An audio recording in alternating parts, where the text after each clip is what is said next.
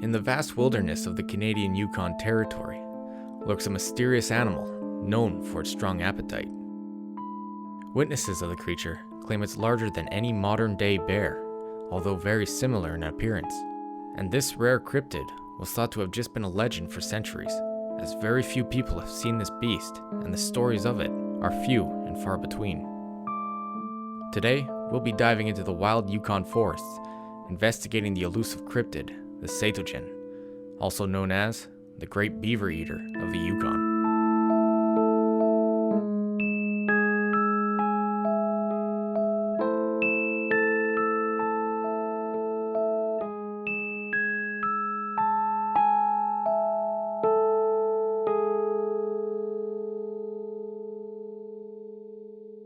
Welcome everyone to Moonlight Lore. I'm your host, Jordan Hopkins, and in this episode, we're going to be looking into the cryptid known as the Saytoechin. Now, as popularity goes, I would say the Saytoechin is rather low on the list of cryptids, and I'm not actually sure how many people even know much about it, which is why I decided to cover it today. So let's travel up north and see if we can't track down this elusive beast. If we travel into the wild woods of the Yukon, Canada's northwestern territory, we can come to an area so sparse, the closest human could be hundreds of kilometers away. With an overwhelming total landmass of roughly around 470,000 square kilometers, and the population only being close to around 40,000 people, the density of people to the whole territory is around 0.08 people per squared kilometer. We can already see if a cryptid was lurking out in the woods in this area of the world, chances of someone running into it would be very rare. But if you were to go out into the woods looking to find the Saytoechin, you better bring some sort of weapon or some sort of way to defend yourself. Not specifically for the Saytoechin, but more so to defend yourself against a large population of wildlife in this territory. Since the human population is so sparse in this area of the world, wildlife is the true dominating presence. Aside from the animals you need to pay no mind to, like squirrels, beavers, or owls, there are those which you pray you never come across. Packs of wolves, cougars, grizzly bears, moose, wolverines, and of course the Saytoechin can be added into the list of dangerous animals one could have the misfortune of running into out there. And if the animals don't kill you, and if you're unprepared, the climate certainly will. During the summer months, it can get to around as high as 20 degrees Celsius, but in the winter, it can get as low as minus 40 Celsius, and in the freezing tundras with the wind chill, it can even get colder than that. To also add a note, the coldest temperature ever recorded in Canada was in the Yukon in 2004, at an insane minus 63 degrees Celsius.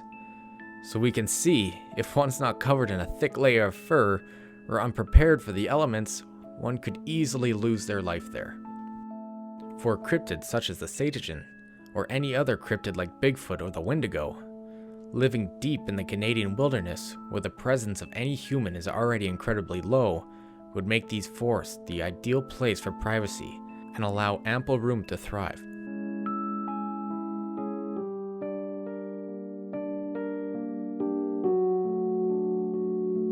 With the Yukon being so empty when considering the amount of people living there, and with it being so vast, sightings of the Saytoechin have been less than desirable, as the only recent stories of the Saytoechin come from only one woman who claims to have seen it on one occasion.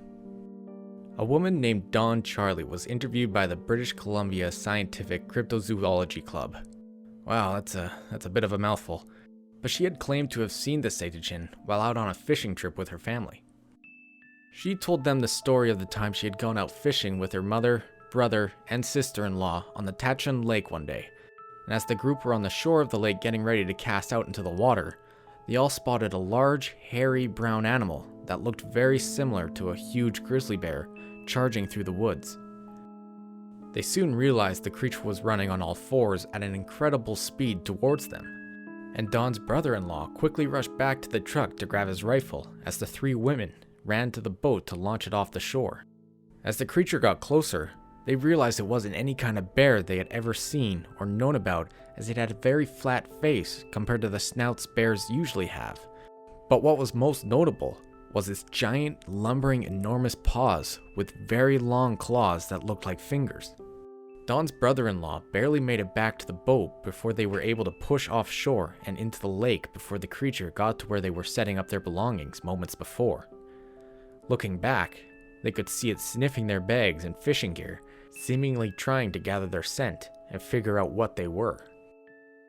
As they watched from the boat of this giant bear-like creature destroying their gear, Dawn said she noticed its tail, which cemented the realization that this was no bear at all, or at least no ordinary one. The tail on this creature was a few feet long, while a bear's tail is very short and stumpy. With its flat face, enormous paws and claws, and long tail, this was obviously something completely new. Since Dawn's brother-in-law had his gun with him, he took a shot at the creature to try and scare it away from their things so they wouldn't be trapped out in the water. The plan worked, and startled, the creature lumbered back into the woods. They waited for a short while out on the water before heading back to land, where they promptly packed their gear and canceled their day of fishing. A few years later, another story emerges of what people believe is another appearance of the Saytoechin. It comes to us from Don Charlie again, who knew a man who had his own encounter with the beast while out on his own fishing trip. As the story goes, the man was out fishing on a small lake near the small town of Carmax when he saw an overly large, brown-colored animal swimming towards his boat. At first he thought it was just a large beaver and expected it to dive under the water when it got closer, but as he kept watching, he realized this was no kind of beaver at all. Once it got closer, he was able to see more than just its head swimming above the water. He could see the dark outline of its massive body under the water and realized this thing was an incredibly large bear or creature very similar to one. Pretty soon it was very obvious this creature was swimming at him, and he knew if this giant creature gets to his small boat, he would be done for. The man took out his gun, and don't ask me why he needed a gun to go fishing, and he aimed at the creature which was almost upon him. He took a shot at it and seemingly hit the creature, who veered off to the left and headed back for the shore. As he watched the creature climb out of the water, he thought it was just a very large bear at first, but now he could see its long tail and claws and knew this was something incredibly unique.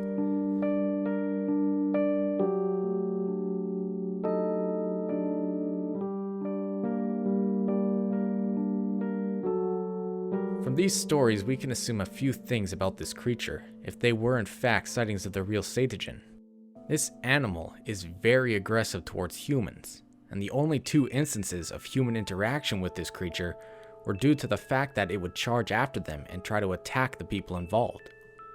Assuming the people involved weren't at fault to begin with, this creature had attacked unprovoked, meaning it would be a territorial animal trying to defend its home from intruders. So if we could narrow down the areas these sightings took place, hypothetically, we would have a better chance of finding it. A second thing we can look at is the constant features seen on this animal. We'll start with the similarities it has to a grizzly bear.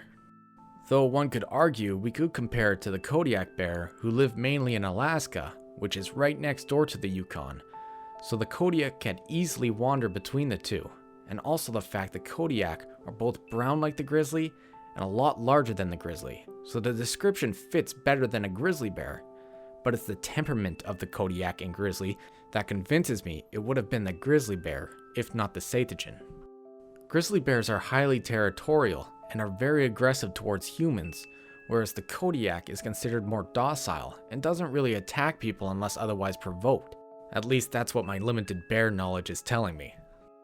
In the stories Don provided us of the creature, both times the creature showed to be very aggressive and charged at multiple humans, and also went out of its way to swim into a lake to try and go after a man on a boat.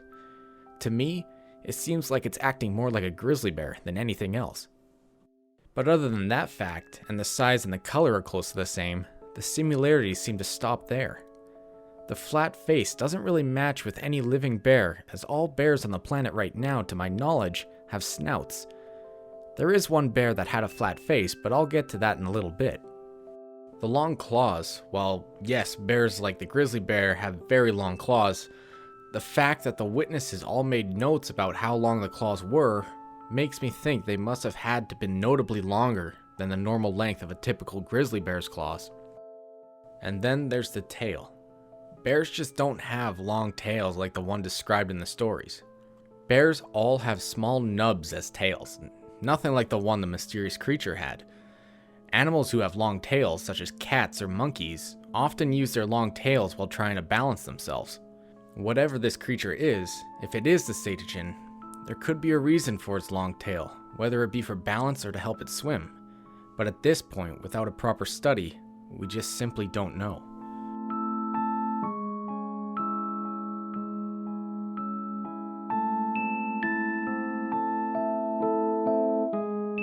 With the first story coming from Don Charlie, and possibly the second story as well, with no other people coming forward sharing their stories or versions of the Saytoechin, it has led more than a few people to be more than a little skeptical on if she's really telling us the truth and not just making things up.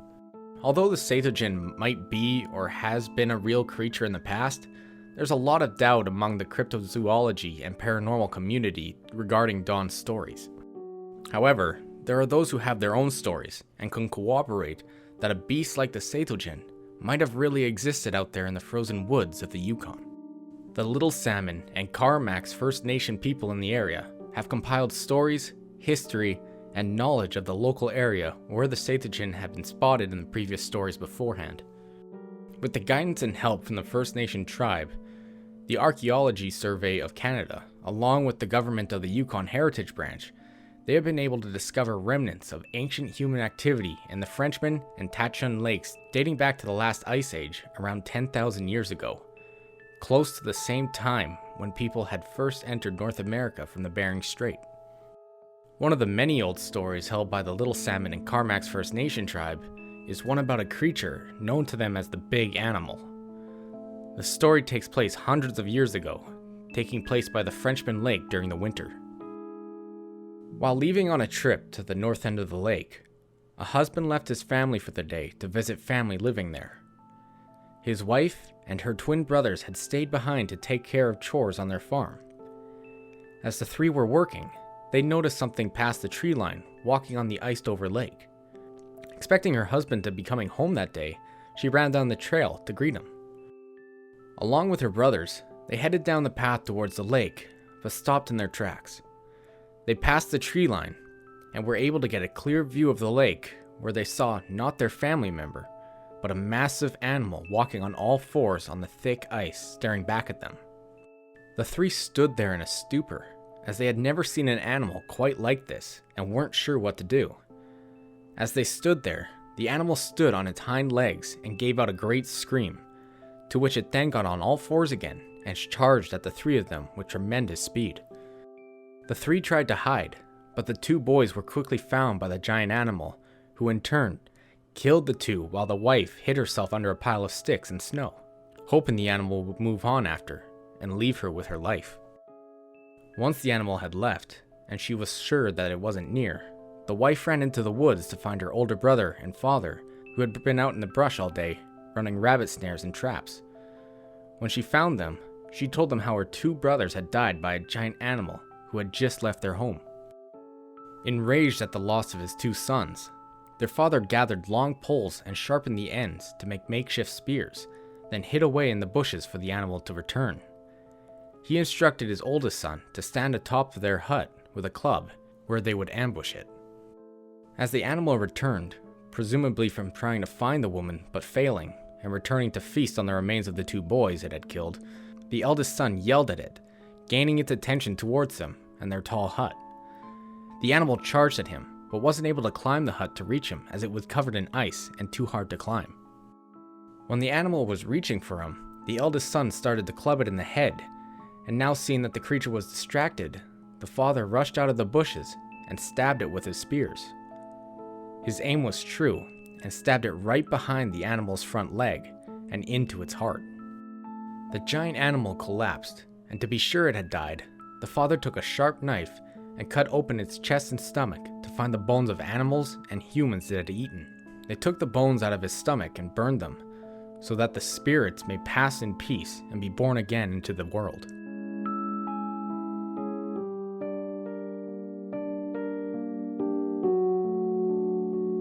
The story of this mysterious animal is believed by the local First Nations to be an encounter with the Saytoechin very early on in the history of the area, but skeptics believed it could have been something much more explainable. During this era of our history, the animals in this part of the world were oversized, hairy, and aggressive in order to survive the harsh climate change and ensure their survival. If you listened to my episode about the thunderbird, I talked about the possibility of the bird possibly being a species found during this same time.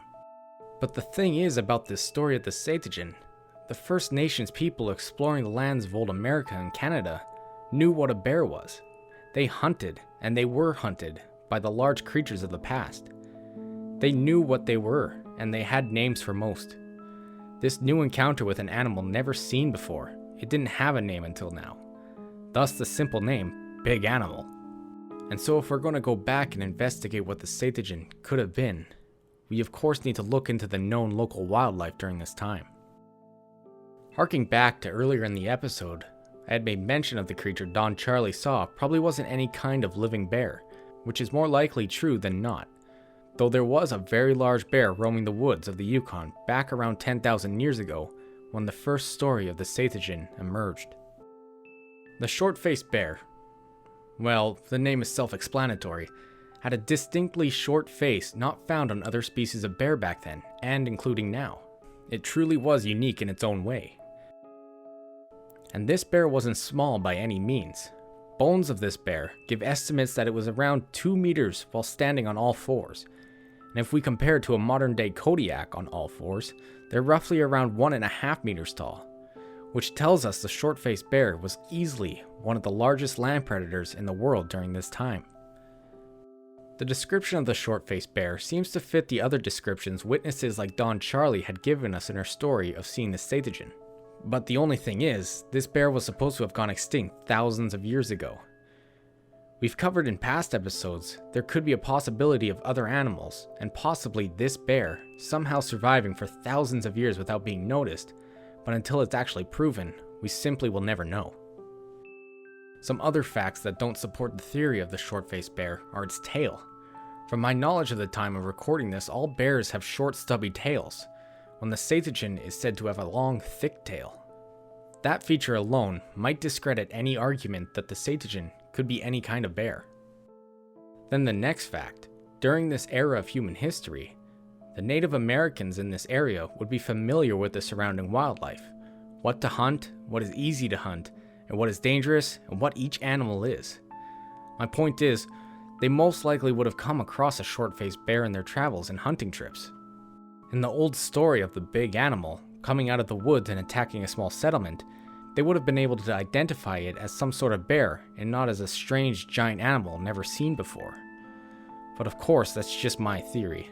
It could have been a possibility the folks in this story had never seen or come across a short-faced bear in their lives, but to me that fact seems unlikely considering the area.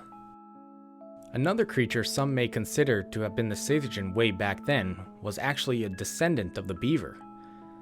The giant Castaroides, also known as the giant beaver, used to live in North America up until 10,000 years ago and believed to have gone extinct during that same time.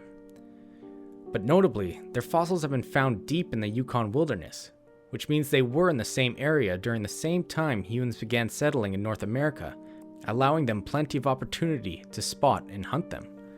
And one of these things about the giant beaver was that it was obviously much larger than our modern day beavers, reaching a length of roughly 2 meters and weighing in around 100 kilograms. For some, they considered it similar to a bear when they considered their size, and like our modern day beavers, they had long tails, which makes some people believe that this could have been the creature masquerading as the Saytoechin. But again, there are facts that just don't line up with the story of the Saytoechin.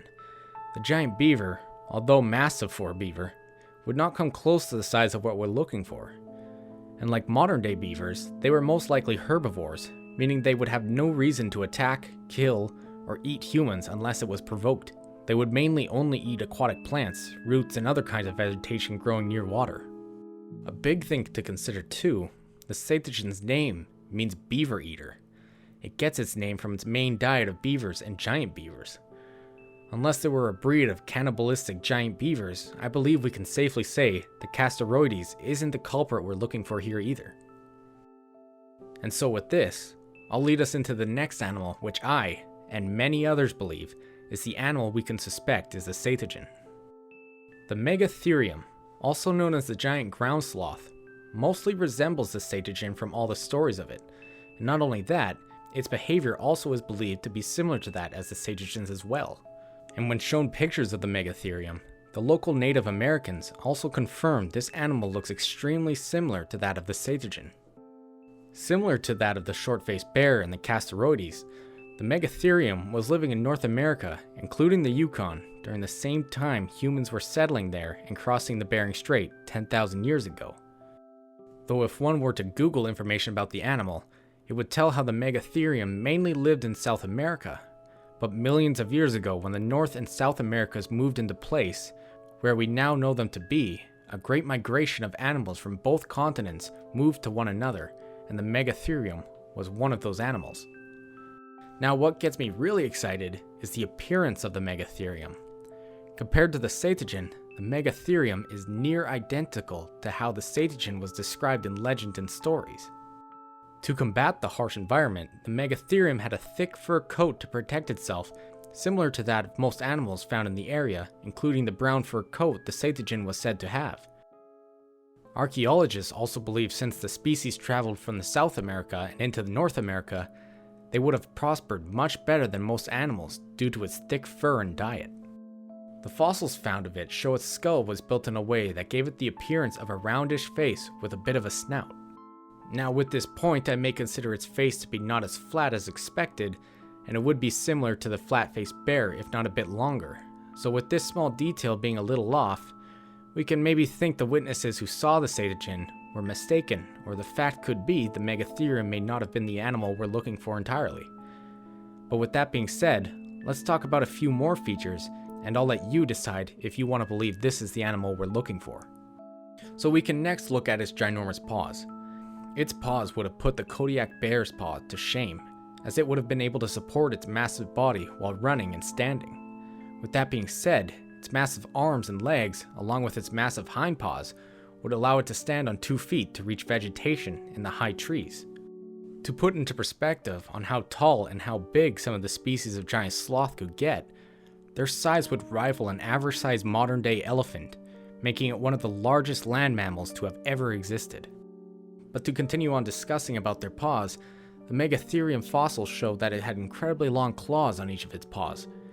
It's believed not only were its claws used to forage for food and to carve up and fell trees, it's also believed to have sensibly made use of its claws in order to defend itself from saber-toothed cats or human hunting parties. If we consider how it used its massive claws to take down a human in a single swipe, and the stories about how the Saytoechin was known to have out of the ordinary incredibly long claws, I would say it's safe to say when comparing these features, the similarities continue to match up. And with this, I come to my last comparison I want to make, its tail. In the stories surrounding the Saytoechin, it's said to have a notably longer tail than most large animals, and it just so happens that the Megatherium too had a notably long tail it most likely would have used to help it swim and to stand tall and keep its balance while on its 2 hind legs. Other larger mammals in the area either were lacking in a long tail or were very obviously a large cat, wolf, or giant beaver, all of which wouldn't even come close to the same size as the Saytoechin or the Megatherium.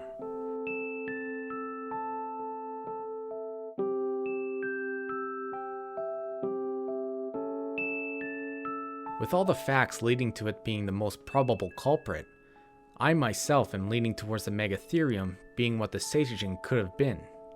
I don't think it could have been that large of a stretch for some to have lived this long in the vast wilderness of Canada's territories in Alaska, if we consider the combined population of the 3 territories and 1 state is just over 850,000 people, covering an expanse of 5,600,000 square kilometers. It would leave plenty of room for any animal to go unnoticed by humans for a very long time. To also backtrack a bit to the features of the Megatherium, archaeologists believe because of its mainly vegetarian diet, it could have used its long sharp claws to rip apart trees and fallen logs to find food. Although it's pretty widely doubted, some have speculated that the Megatherium would have also hunted smaller animals to sustain its massive body, which could have led to witnesses to have seen it tearing apart beaver lodge and dams trying to find the vegetation inside, or even the beavers, which might in turn have helped the Megatherium obtain a new identity as the Yukon Beaver Eater, or the Saytoechin. With all the evidence seemingly stacked for the Megatherium, if I were to choose an animal for what the Saytoechin could have actually been, I would have to go with the Megatherium. Although, the Saytoechin could have easily have been an entirely different animal altogether, and we may just never know until one is actually found or documented.